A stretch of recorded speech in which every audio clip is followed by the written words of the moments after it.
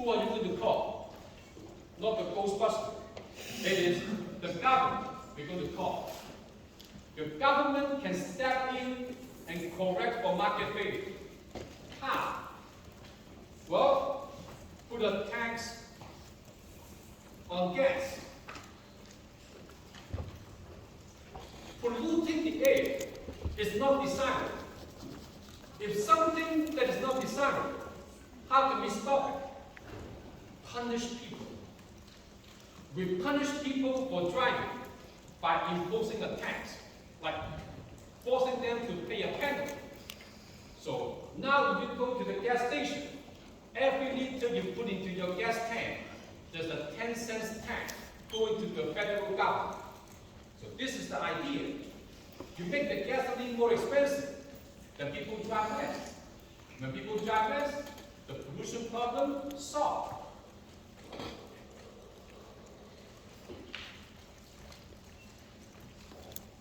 Principle number 10.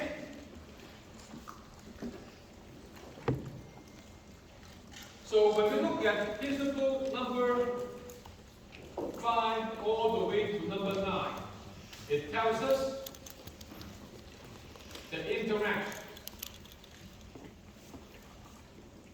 How firms, how people interact in the market. Because when people interact, that means exchange. Exchange happens in the market. But number 10 is referring to, in general, overall, income must equal to expenditure. In other words, what people pay must equal to what others earn. You go to the supermarket, at the checkout, you pay $150 for the grocery. This is what you pay. If you stand on the other side of the checkout, the supermarket receives exactly $150 from you. So what you pay, your expenditure, must equal to the income to the supermarket, because this is what the supermarket receives. However,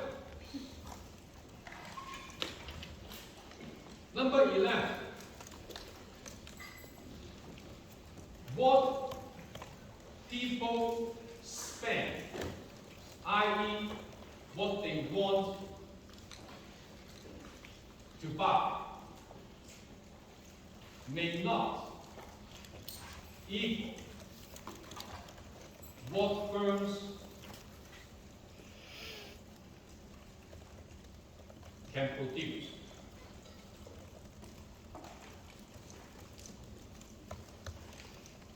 Sometimes we are out of sync.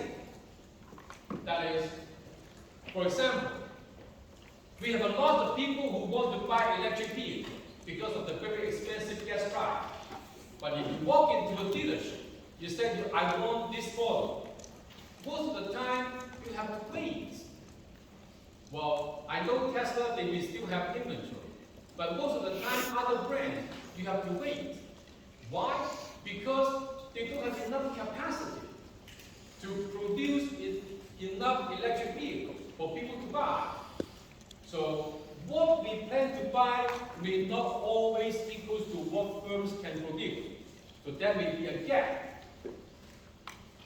When there is a gap, number 12, government can close that gap.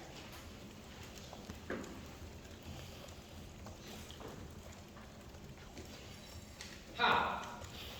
So let's say people only want 12 electric vehicles. And firms produce 20 electric vehicles. So in other words, there are 8 unsold electric vehicles in the market. So what people plan to buy, not equal to what the firm can produce. How can the government solve this problem? Well, easy. Offer rebate.